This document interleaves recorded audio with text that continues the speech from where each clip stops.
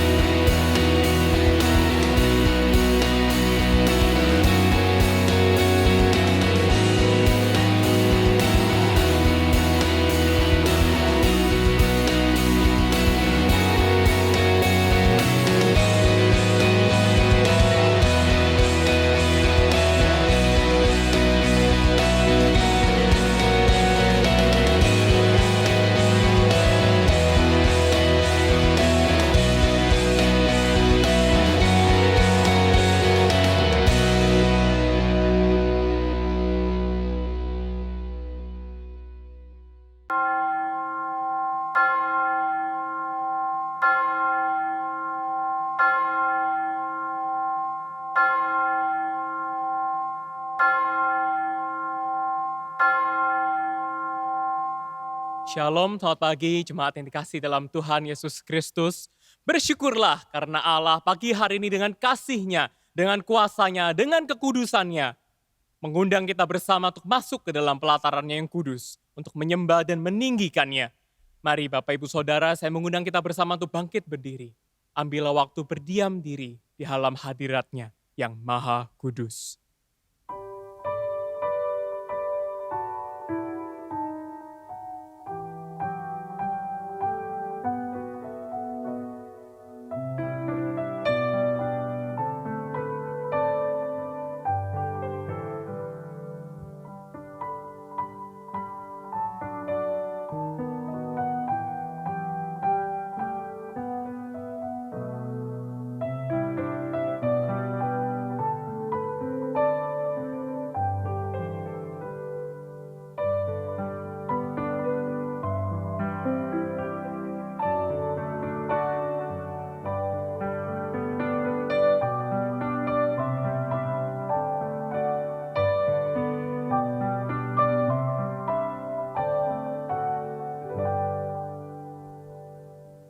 Amin.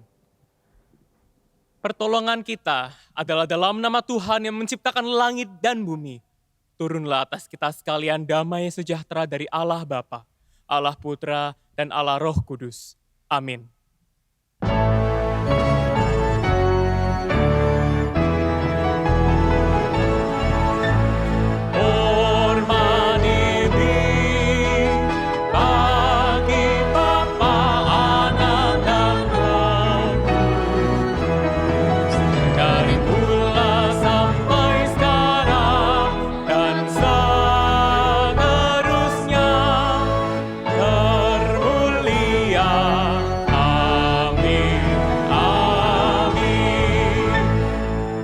Bernyanyilah bagi Tuhan, hai segenap bumi, kabarkanlah keselamatan yang daripadanya dari hari ke hari. Ceritakanlah kemuliaan-Nya di antara bangsa-bangsa, dan perbuatan-perbuatannya yang ajaib di antara segala suku bangsa. Sebab besar Tuhan dan terpuji sangat, dan lebih dahsyat Ia daripada segala Allah. Amin. Tinggikanlah Tuhan Allah kita, Sebab besar Tuhan dan terpuji sangat. Dan lebih besar, lebih dahsyat Ia daripada segala Allah. Mari kita puji Allah kita. He is exalted.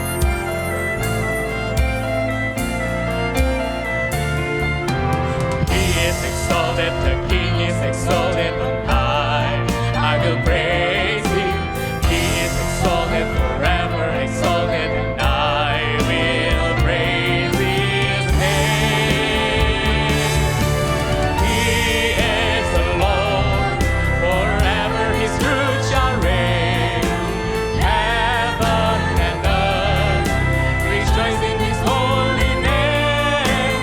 He is exalted, the King is exalted on high. Dia diagungkan, Raja diagungkan tinggi.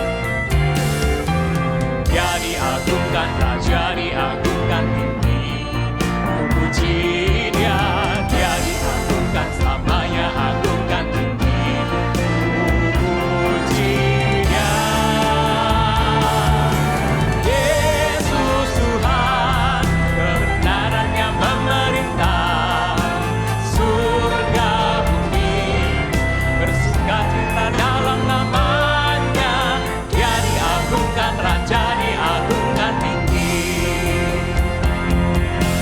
Yesus Tuhan, kebenarannya memerintah.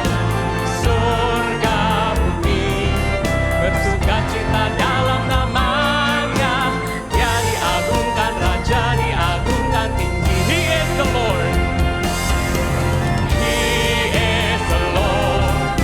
Forever His truth shall reign. Heaven and earth rejoice in His holy name. He is exalted, the King is exalted on high. He is exalted. He is exalted, the King is exalted on high. He is exalted, the King is exalted on high.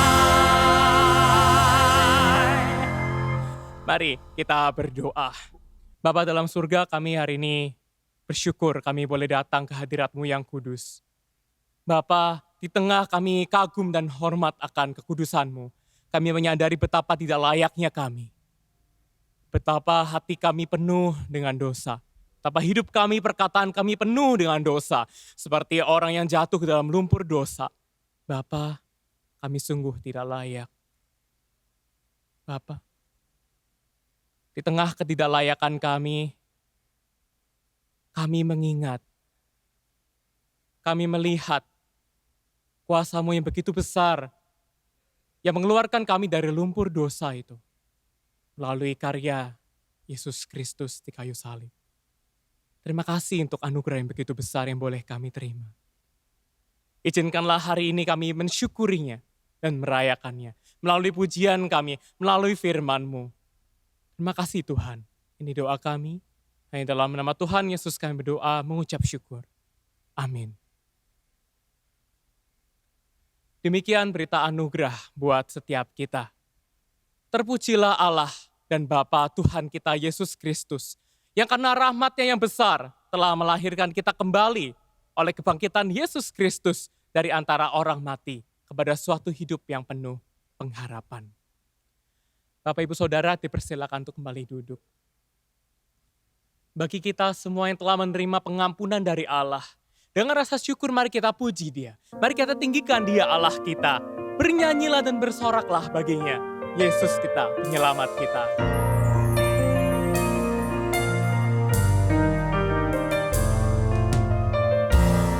Yesusku, penyelamatku, tiada yang seperti Engkau. Setiap hari ku memuji keajaiban kasih-Mu. Pelindung,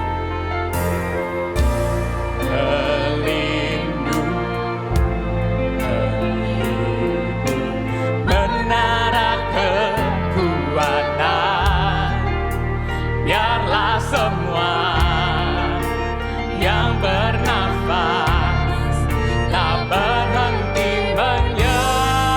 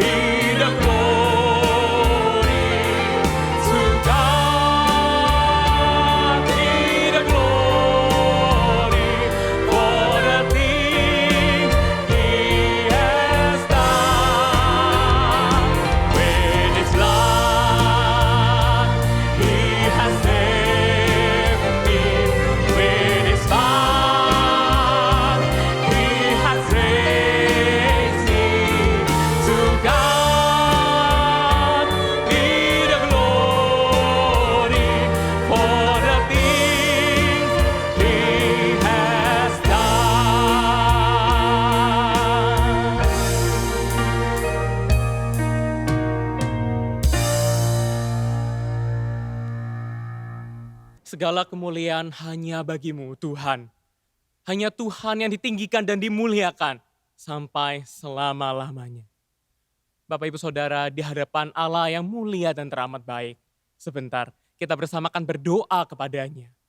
Yakinlah selalu bahwa Dia mendengarkan kita di tengah pergumulan kita. Dan waktunya lah yang terbaik untuk setiap kita.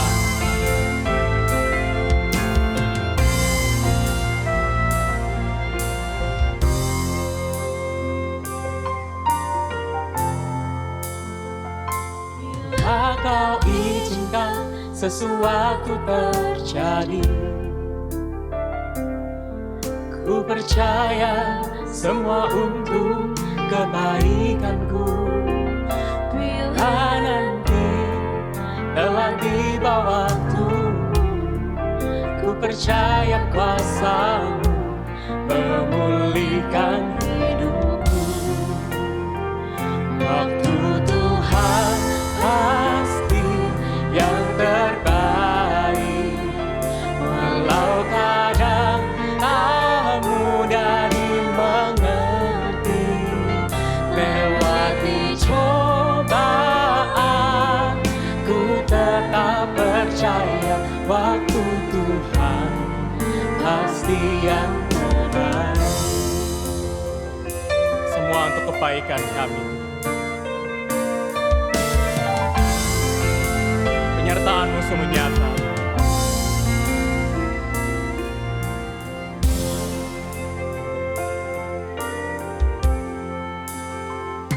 Bila Kau izinkan sesuatu terjadi, ku percaya semua untuk kebaikanku.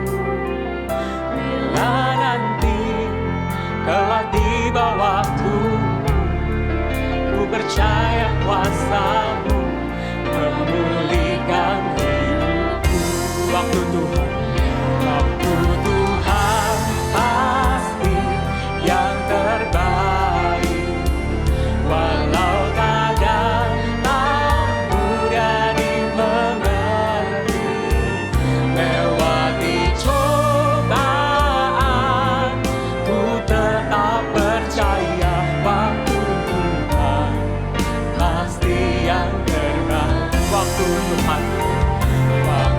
Tuhan pasti yang terbaik, walau kadang tak mudah dimengerti.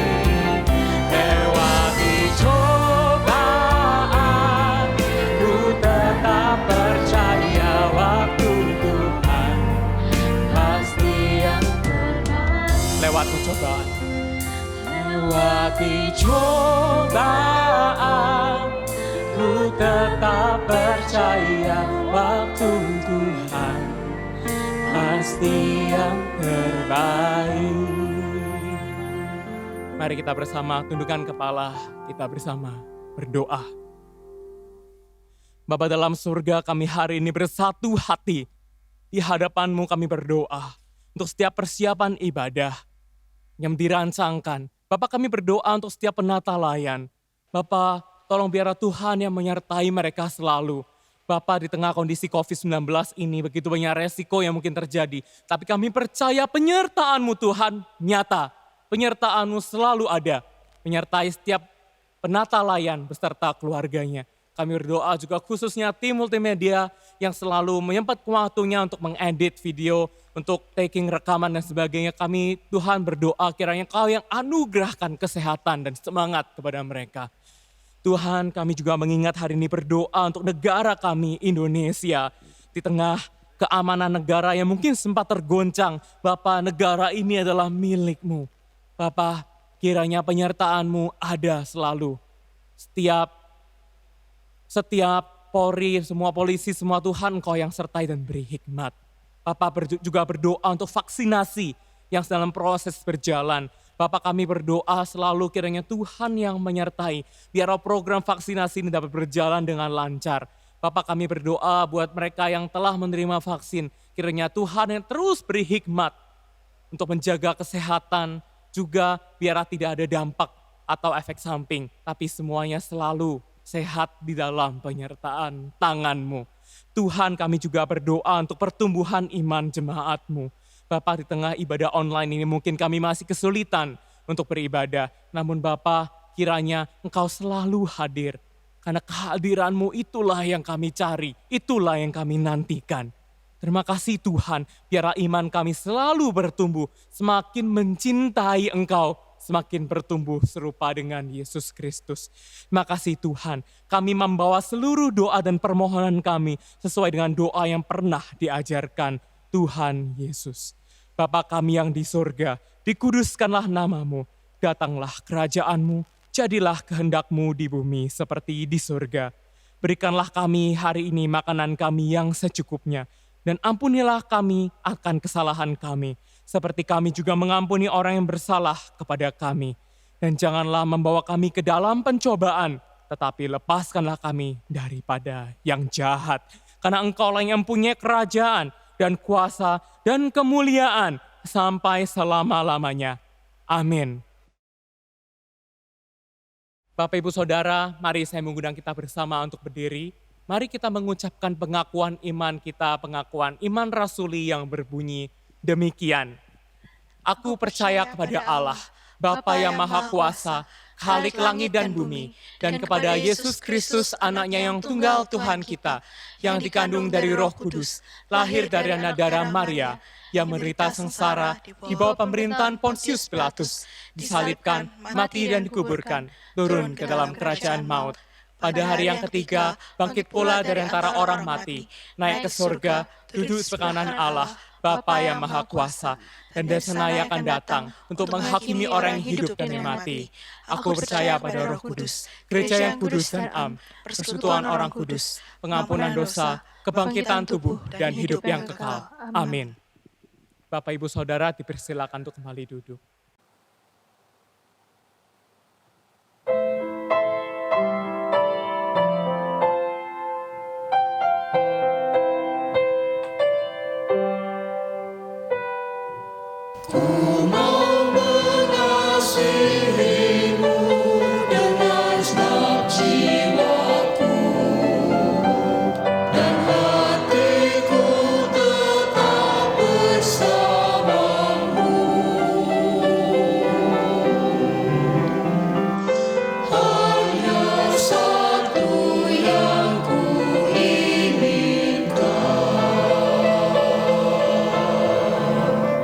Selalu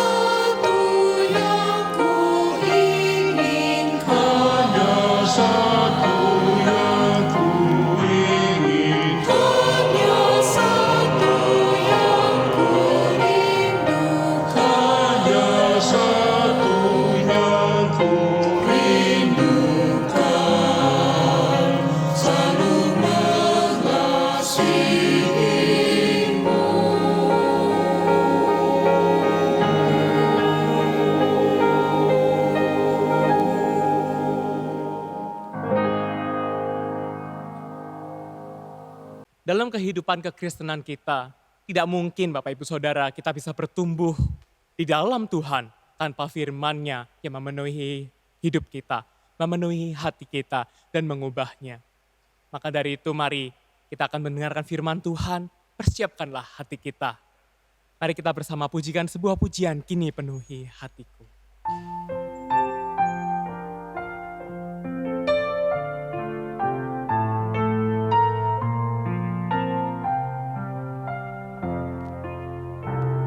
Roh Kudus penuhi daku dan sinari hatiku, lenyapkan kuasa yang gelap, ganti dengan terang petang. Nuhilah, nuhilah, Yesus nuhilah daku, mulia kuasa Roh Kudus, kini penuhi hatiku.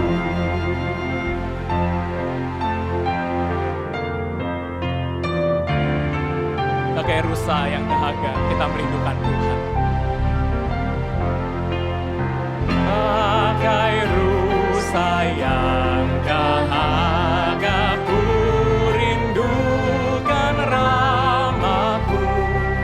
Mohon sumber air hidup terpancar di hatiku. Nuhilah, nuhilah, Yesus nuhilah daku, mulia kuasa Roh Kudus, ini penuhilah, penuhilah. Nuhilah, nuhilah, Yesus nuhilah daku, mulia kuasa Roh Kudus, ini penuhi hatiku. Shalom jemaat Gloria yang dikasihi Tuhan, dan juga kepada siapa saja yang sedang menyaksikan ibadah online pagi hari ini. Kita bersyukur kepada Tuhan bahwa sampai hari ini kita semua masih dijaga, dipelihara oleh kasih karunia Tuhan. Minggu lalu kita sudah mendengar khotbah tentang bagaimana kita sebagai seorang berdosa sekarang telah dibebaskan dari perbudakan dan menjadi anak. Hari ini kita akan melanjutkan pembahasan dengan tema yang agak terkait juga, yaitu tentang mematikan yang duniawi. Baik, sebelum kita membaca dan merenungkan firman Tuhan, kita berdoa bersama-sama. Terima kasih Tuhan atas pemeliharaan-Mu bagi kami semua sampai pada hari ini. Di tengah-tengah kondisi yang sulit, di tengah-tengah ancaman sakit penyakit, kami tetap dipelihara oleh Tuhan.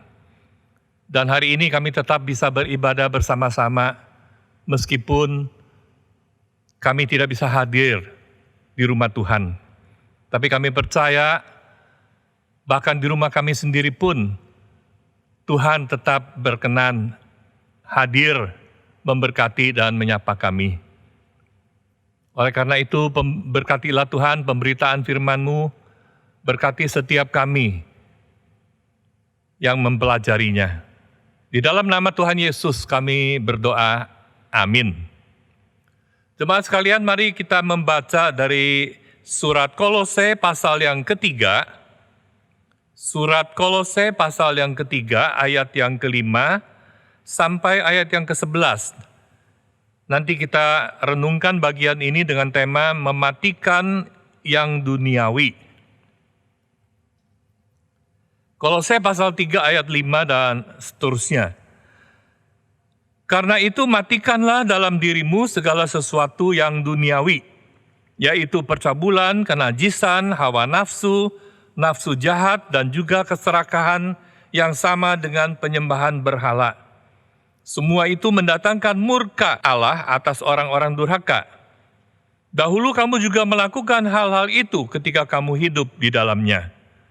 Tetapi sekarang buanglah semuanya itu, yaitu marah, geram, kejahatan, fitnah, dan kata-kata kotor yang keluar dari mulutmu.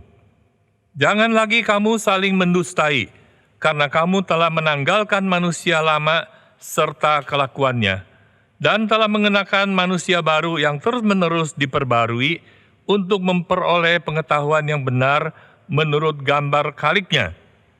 Dalam hal ini, tiada lagi orang Yunani atau orang Yahudi, orang bersunat atau orang tidak bersunat, orang barbar atau orang Skit, budak atau orang merdeka, tetapi Kristus adalah semua dan di dalam segala sesuatu.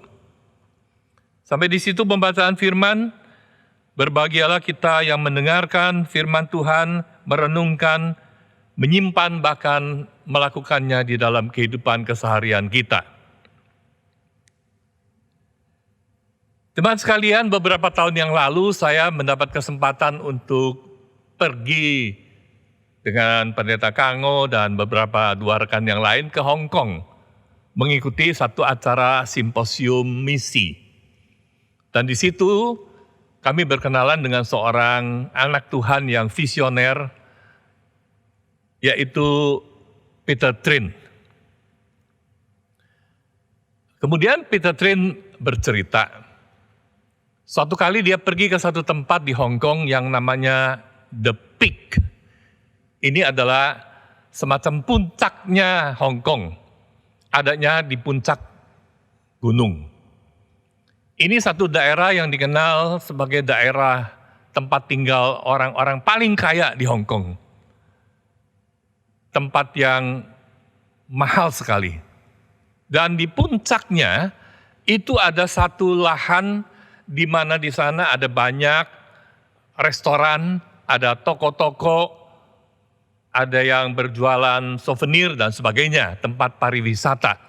Nah, Peter Trin sampai di tempat itu, dan dia berjumpa dengan seorang ibu. Ibu ini orang Kristen, saudara-saudara.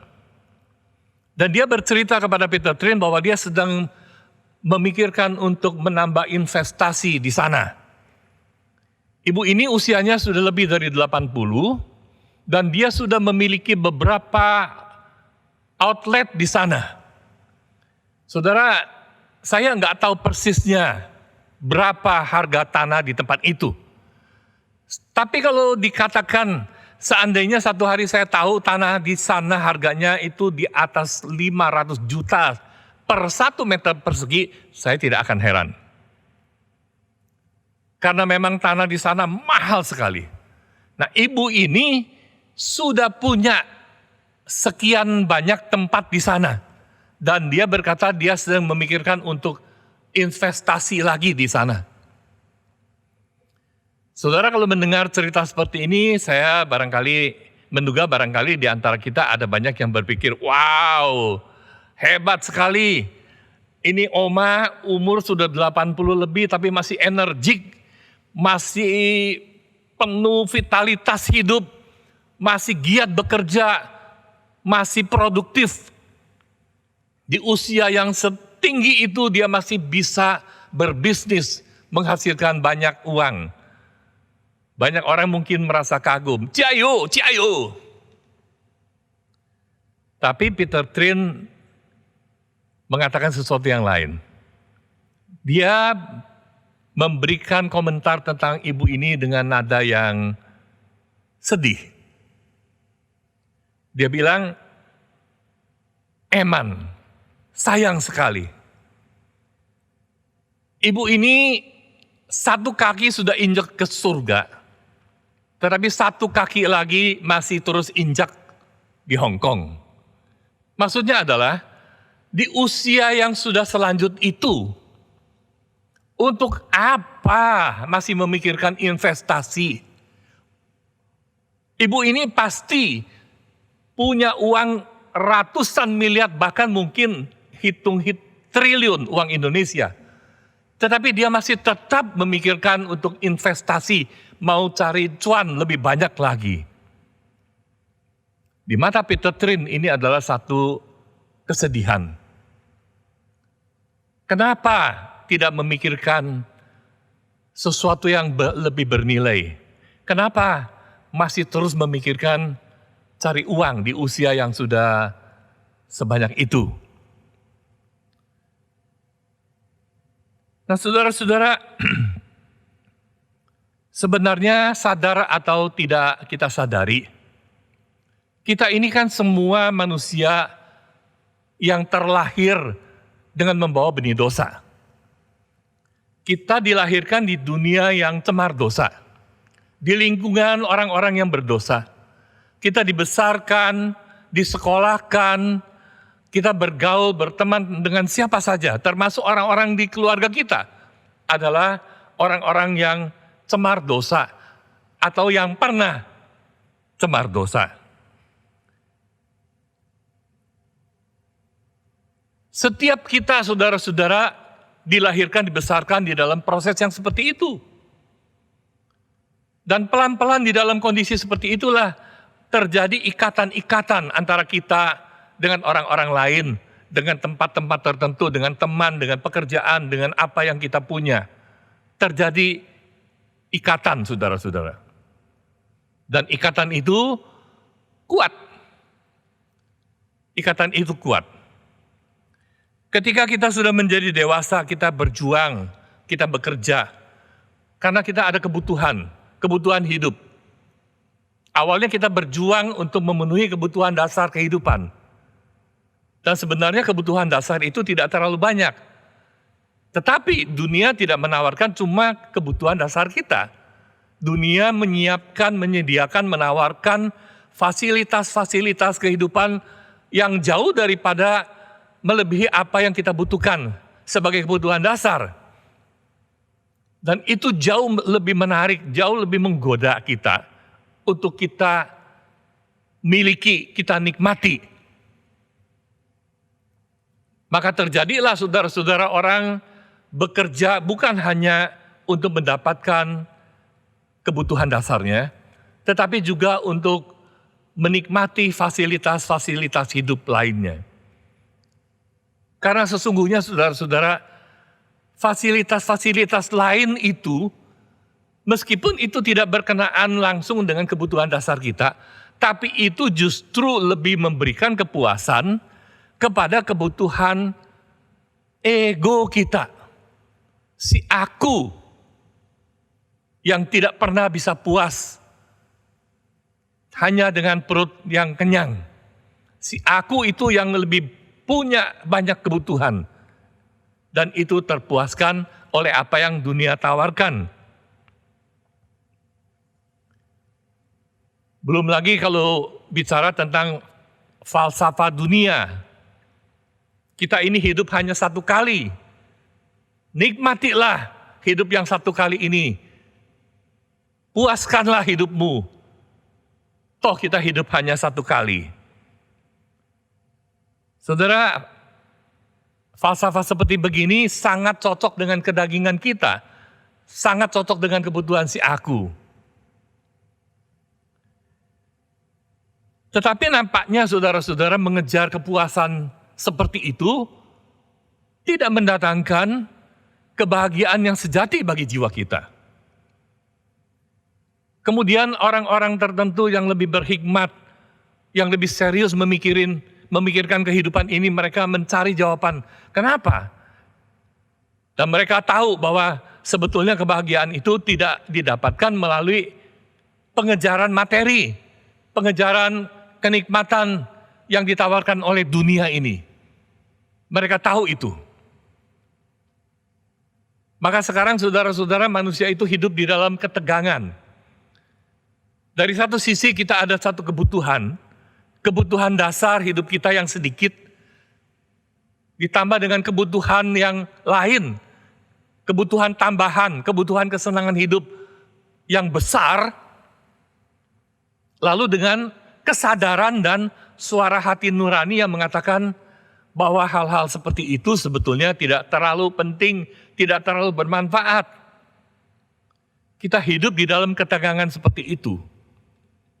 Dan saya mau katakan saudara-saudara bahwa kesadaran untuk mengendalikan, untuk mengontrol, untuk menghentikan keinginan-keinginan yang bersifat keduniawian itu, ini bukan hanya melulu ajaran Kristen.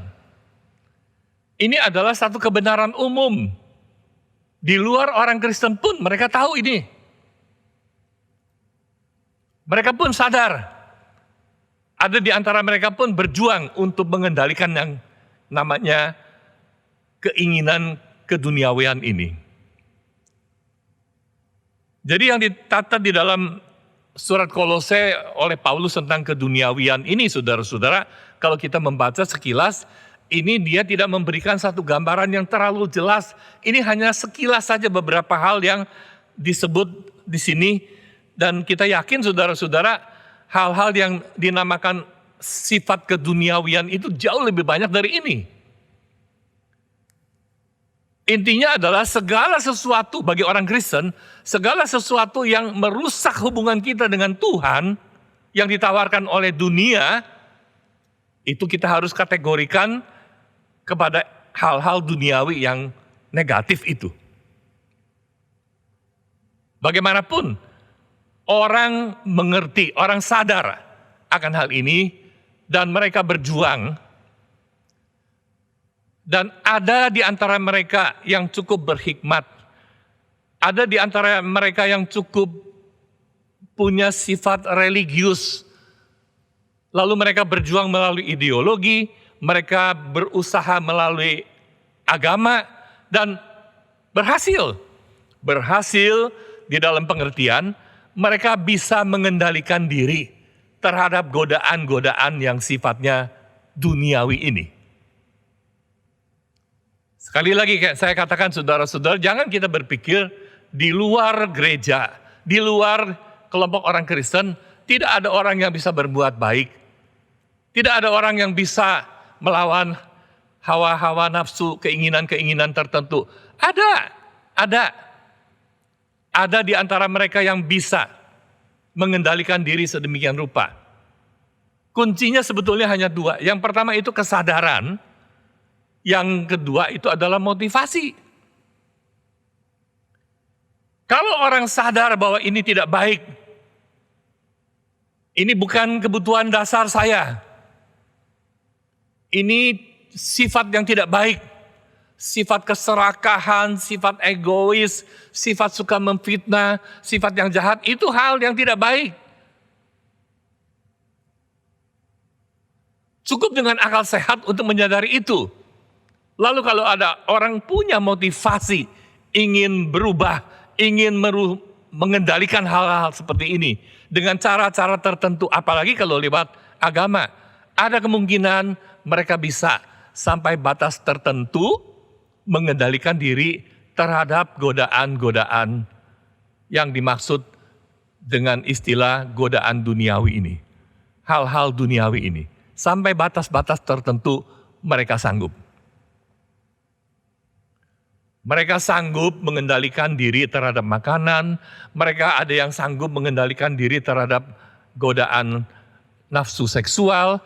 Mereka ada yang sanggup menahan diri terhadap keserakahan tentang harta. Ada. Nah saudara-saudara, di bagian ini Paulus mengingatkan kepada orang-orang Kristen jemaat di Kolose supaya mereka juga melakukan hal yang sama, mematikan hal-hal yang duniawi. Nah sekali lagi saudara-saudara, saya tidak khusus membahas tentang apa itu yang dimaksud dengan hal-hal duniawi. Saya hanya mau katakan bahwa semua hal yang ditawarkan dari dunia ini, yang akhirnya merusak hubungan kita dengan Tuhan, yang akhirnya tidak membangun kerohanian kita, bahkan merusaknya, itu kita boleh kategorikan sebagai satu jerat, satu jebakan daripada hal-hal duniawi yang kita harus hindari. Saya berharap jemaat Kristen mengerti ini. Terlalu banyak saudara-saudara, terlalu banyak.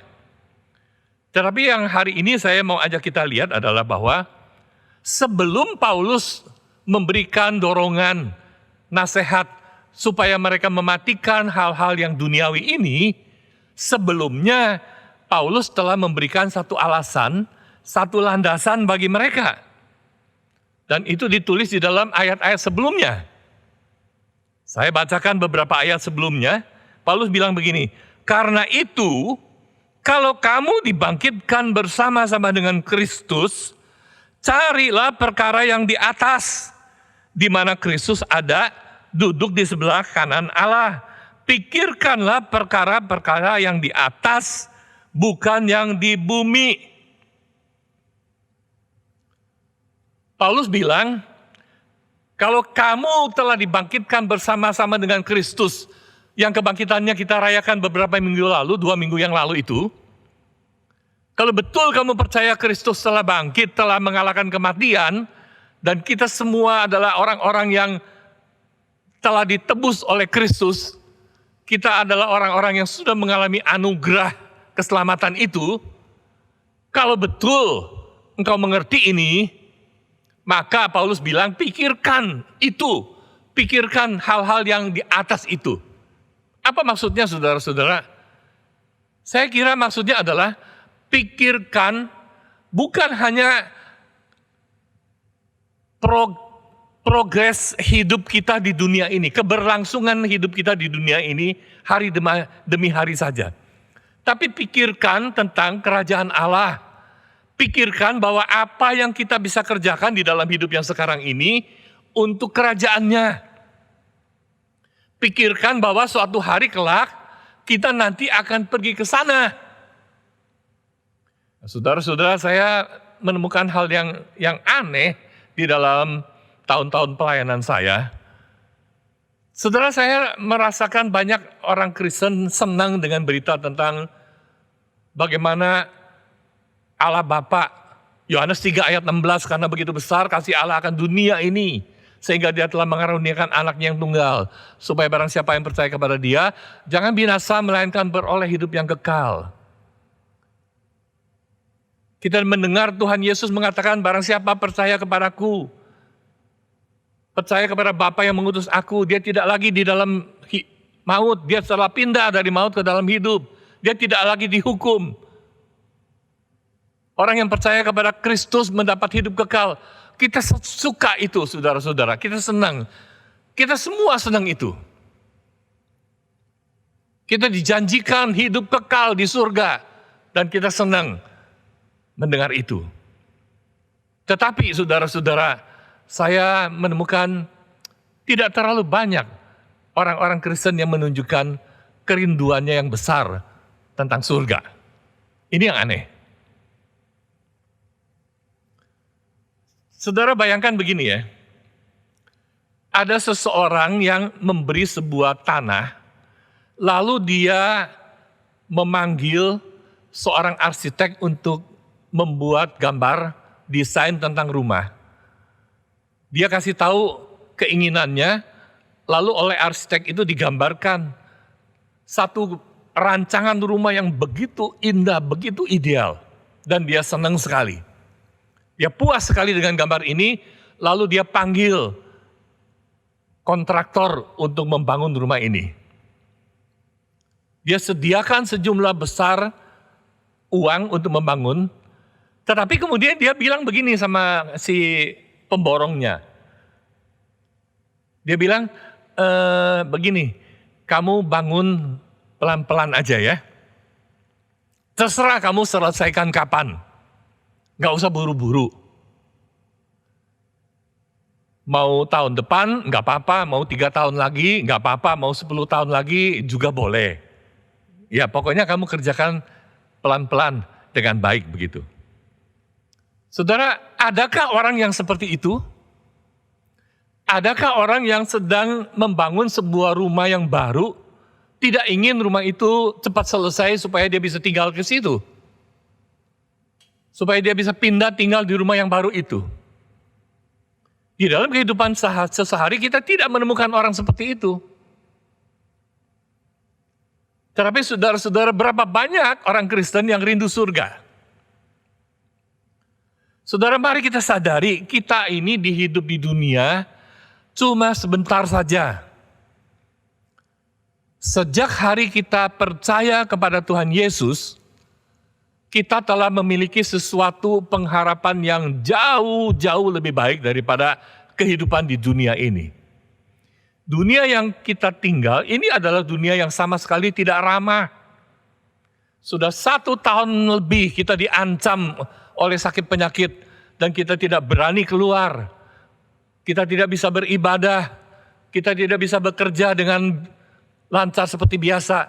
Begitu banyak gangguan, begitu banyak kerugian yang ditimbulkan. Dunia ini adalah dunia yang sangat tidak ramah. Dan kepada kita orang-orang yang percaya dijanjikan satu tempat yang jauh lebih mulia. Kita tidak bisa bayangkan semulia apa rumah kita yang di sana itu. Paulus bilang itu adalah pengharapan kita. Jangan berpikir kita akan hidup selamanya di dunia ini. Kita harus lepaskan ikatan hati kita dengan daya tarik yang ditawarkan oleh dunia ini yang akan merusak hubungan kita dengan Tuhan. Untuk itu, Paulus bilang, alihkan fokusmu ke sana. Ke sana. Pakai sisa waktu hidupmu untuk kerjakan sesuatu yang berkaitan dengan kerajaan Allah itu. Dan arahkan hati pengharapan kita ke sana, bahwa kita ini sekarang sedang ke sana. Kita tidak akan tinggal selamanya di dunia ini.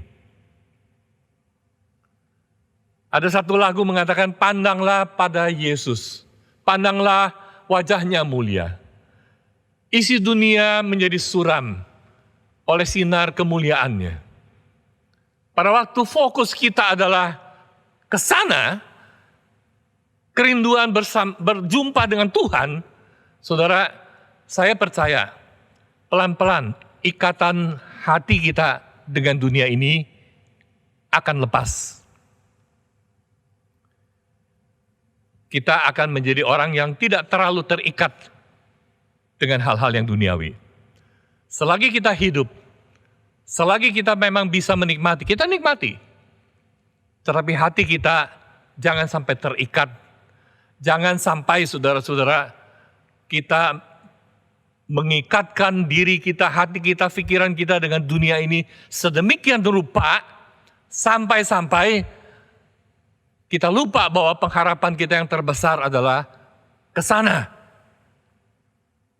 Ingat Paulus pernah bilang kepada jemaat di Korintus, jikalau kamu hanya di dalam hidup ini saja menaruh pengharapan kepada Kristus, maka kamu adalah orang-orang yang paling malang dari antara semua orang-orang yang lain.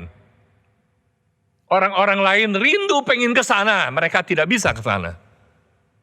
Mereka memuaskan kebutuhannya, kebutuhan jiwa yang kosong itu dengan hal-hal yang duniawi.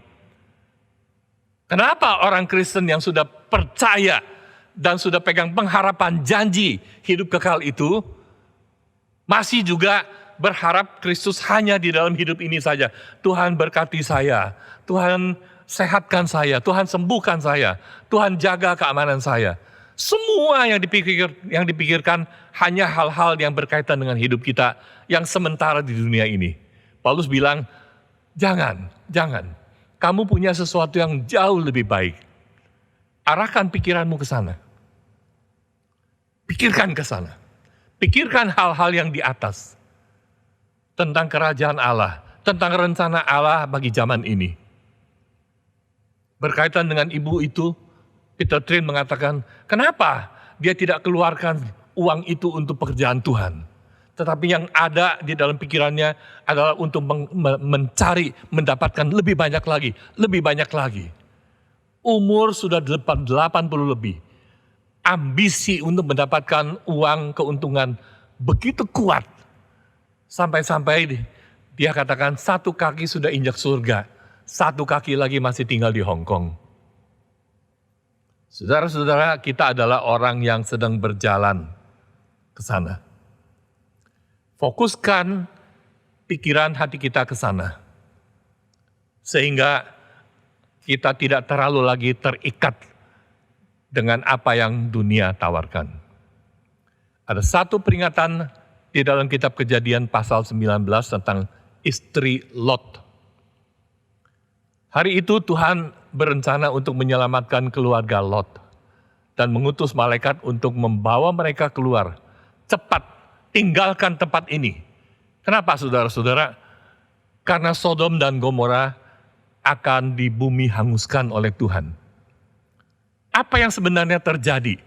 Menurut para ahli Alkitab, sangat besar yang terjadi itu adalah ada satu goncangan gempa yang begitu kuatnya. Kota Sodom dan Gomora itu adalah satu bagian dari Laut Mati yang kemudian menjadi amblas karena guncangan yang hebat itu. Nah saudara-saudara, Lot diselamatkan daripada bencana ini. Tapi kemudian ada satu ayat mengatakan istri Lot memalingkan wajahnya, memalingkan mukanya ke Sodom dan dia berubah menjadi tiang garam. Alkitab tidak menjelaskan apa yang terjadi. Apakah betul dia menoleh, tiba-tiba lalu dia berubah jadi tiang garam? Menurut Alkitab kemungkinan yang terjadi adalah istri Lot itu bukan hanya menoleh, tetapi dia berbalik memandang kepada Sodom dan Gomora itu, dan dia berkata kepada suaminya, kepada anak-anaknya, kalian jalan dulu saja pelan-pelan. Aku masih rindu dengan tempat tinggal ini. Aku pengen memandangnya sebentar lagi. Kalian jalan dulu saja, kalian jalan. Lalu suaminya, anak-anaknya jalan meninggalkan dia, dan dia seorang diri di sana berbalik kepada Sodom dan Gomora, memandangi tempat tinggalnya yang lama. Sampai terjadilah ledakan itu, dan belerang garam itu terlempar ke atas dan menutupi dirinya. Hidup-hidup dia terkubur dengan garam, dengan belerang sampai mati. Kira-kira itu yang terjadi. Saya percaya penjelasan seperti ini, saudara-saudara. Istri Lot bukan mati hanya karena dia berbalik, tiba-tiba dia jadi berubah tiang garam. Tidak. Dia berbalik, dia berdiri di sana. Dia terus melihat tempat yang dia tinggali ini, tempat yang begitu indah. Hatinya terikat mati di sana. Padahal Tuhan mau menyelamatkan dia pergi ke tempat yang aman. Tetapi dia tidak bisa melepaskan hatinya. Saudara-saudara, Paulus berkata, pikirkan yang di atas. Engkau, saya, semua orang percaya adalah orang-orang yang sedang berjalan ke sana. Pikirkanlah kepentingan Allah, kerajaannya, rencananya. Pakailah hidupmu untuk berbagian di dalamnya. Pikirkanlah bahwa itu adalah tempatmu yang kekal, bukan di dunia ini. Sebentar saja kita akan pergi dari dunia ini ke sana. Pikirkan sana. Rindukan itu. Dan lepaskan hatimu dari dunia ini. Jadi itu berita yang ingin saya sampaikan kepada jemaat. Kita adalah orang-orang yang sedang pergi meraih janji hidup kekal. Tempat kita bukan di sini, tetapi di sana. Karena itu, lepaskanlah hati kita daripada tawaran dunia, daripada sifat-sifat keduniawian. Fokus ke sana, maka dunia ini menjadi tidak berarti, menjadi tidak terlalu bernilai, menjadi lebih mudah untuk kita lepaskan. Tuhan memberkati kita sekalian. Mari kita tunduk kepala, kita berdoa. Ya Tuhan, ingatkan kami selalu bahwa kami adalah orang-orang yang sudah ditebus oleh darah Kristus. Kristus sudah mati bagi kami, dan Kristus sudah bangkit menjamin semua janji yang Tuhan pernah katakan itu akan menjadi pasti pada saatnya. Hidup kekal adalah pasti bagi setiap orang percaya. Rumah Bapa adalah pasti bagi kami semua yang percaya. Ingatkan kami Tuhan bahwa kami hidup di dunia hanya sebentar saja. Setiap kami harus pergi dari dunia ini. Dan biarlah kesadaran itu membawa fokus hidup kami ke sana, terarah kepada Tuhan, terarah kepada hidup kekal, terarah kepada kerajaan Allah dan rencananya. Supaya kalau kami masih ada sisa hidup, kami boleh pakai itu untuk berbagian, untuk ikut mengerjakan rencana Allah. Dan kalau kami pergi dari dunia ini, kami tahu kami pergi kemana. Biarlah dengan demikian hati kami terlepas daripada godaan jerat dunia ini. Selagi kami hidup, kami menikmati hidup. Tapi hati kami, pikiran kami arahkan kepada hidup kami yang kekal, kemuliaan yang selama-lamanya itu. Biarlah dengan demikian kami boleh menjadi anak-anak Tuhan yang tidak lagi diperhamba oleh apapun, tetapi kami adalah anak-anak Tuhan yang sedang berjalan menuju rumah Bapa yang kekal. Berkati kami sepanjang hidup kami ini Tuhan. Di dalam nama Tuhan Yesus, kami sudah berdoa. Amin. Selamat pagi, jemaat yang saya kasihi dalam Tuhan Yesus Kristus. Salam sejahtera untuk kita sekalian. Sebagaimana yang telah kita ketahui, bahwa pada hari Minggu tanggal 4 April 2021 telah terjadi bencana alam berupa angin kencang, banjir bandang, dan tanah longsor yang menerpa Provinsi Nusa Tenggara Timur atau NTT. Dari informasi yang dapat kita dengar di TV atau baca di koran atau media elektronik sampai saat ini, korban bencana alam dan kerugian material sangat masif atau besar sekali. Korban yang meninggal dunia telah mencapai lebih dari 100 orang, yang hilang lebih dari 70 orang, dan yang mengungsi lebih dari 13.000 jiwa. Rumah yang rusak berat hampir mencapai 2.000 dan puluhan fasilitas umum rusak. Sekolah Kasih Karunia yang berlokasi di Kota Kupang yang saat ini dilayani oleh penginjil Hartono dan penginjil Esther Limin, tidak ada korban jiwa. Tapi ada beberapa bagian bangunan yang rusak tertimpa pohon. Sebagai wujud kepedulian kita kepada saudara-saudara kita yang tertimpa musibah di NTT, GKA Gloria akan mengumpulkan persembahan untuk membantu mereka. Jemaat yang ingin mengambil bagian dapat memberi persembahan melalui rekening gereja masing-masing mulai minggu ini sampai minggu depan. Persembahan perlu diberi catatan bantuan bencana alam NTT. Jemaat dapat juga membawa persembahan ke gereja dan memasukkannya ke dalam kotak persembahan di TU masing-masing. Demikian himbauan dari kami, semoga Tuhan memberkati kita sekalian. Amin. Sebentar kita akan memberikan persembahan. Bapak Ibu Saudara, persembahanlah yang terbaik. Sebagai respon syukur kita akan anugerah Tuhan yang teramat besar. Bapak Ibu Saudara, kita dapat memberikan persembahan dengan cara scan QRIS atau transfer ke rekening gereja masing-masing.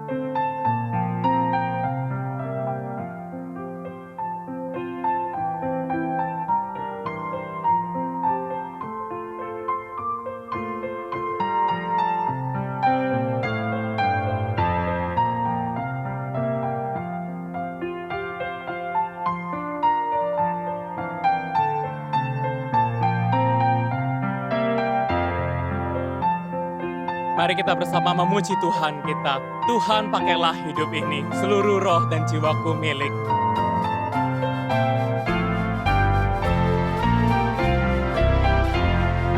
Pakai hidupku ini, seluruh roh dan jiwaku. Pakai tanganku ini, hatiku digerakkan kasih-Mu. Pakai mulutku ini, memberitakan Injil-Mu. Pakai hartaku ini, seluruhnya bagimu, ku pakai kasih-Ku. Pakai kasih-Ku ini, ku sembahkan padamu. Pakai diriku ini, selamanya bagimu, ku sembahkan. Bapak, Ibu, Saudara sekalian, mari bersama-sama kita mau bangkit berdiri dan kita mau menyerahkan persembahan kita ini ke dalam tangan Tuhan. Mari kita berdoa. Tuhan, setiap kami datang ke hadirat-Mu ya Tuhan, dan kami mau mengembalikan apa yang menjadi hak-Mu ya Tuhan. Kami mau memberikan persembahan ini sebagai ucapan syukur kami atas segala berkat yang telah Engkau berikan, bahkan diri-Mu sendiri yang telah Engkau berikan menjadi ganti kami, sehingga kami boleh diselamatkan ya Tuhan. Terima kasih ya Tuhan. Dan ajarlah kami bukan cuma memberikan uang, bukan cuma memberikan materi ya Tuhan, tapi boleh memberikan setiap diri kami, hidup kami hanya kepada-Mu saja ya Tuhan. Terima kasih ya Tuhan, di dalam nama Tuhan Yesus kami telah berdoa. Amin. Bagi Dia, satu-satunya Allah yang penuh hikmat, oleh Yesus Kristus, segala kemuliaan sampai selama-lamanya. Amin.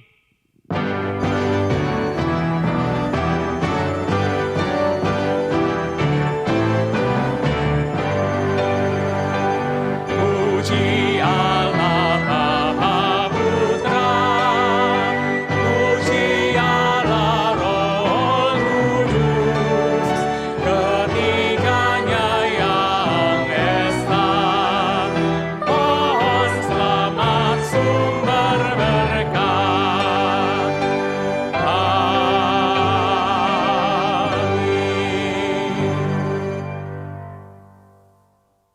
Bapak, Ibu, dan saudara-saudara sekalian, kita akan mengakhiri ibadah kita pada pagi hari ini. Mari kita bersama-sama mengarahkan hati dan pikiran kita kepada Tuhan untuk kita menerima berkat-Nya. Tuhan memberkati engkau dan melindungi engkau.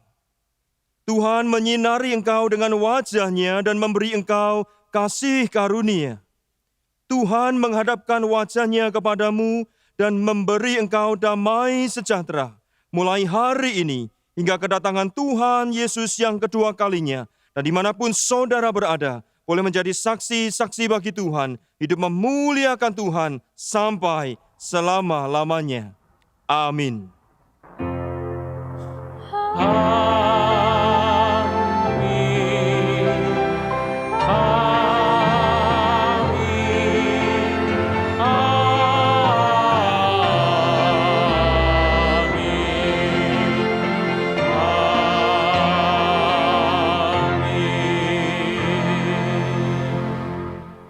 Ibadah kita telah selesai. Bapak Ibu Saudara dipersilakan untuk duduk. Silakan mengambil waktu teduh. Tuhan Yesus memberkati.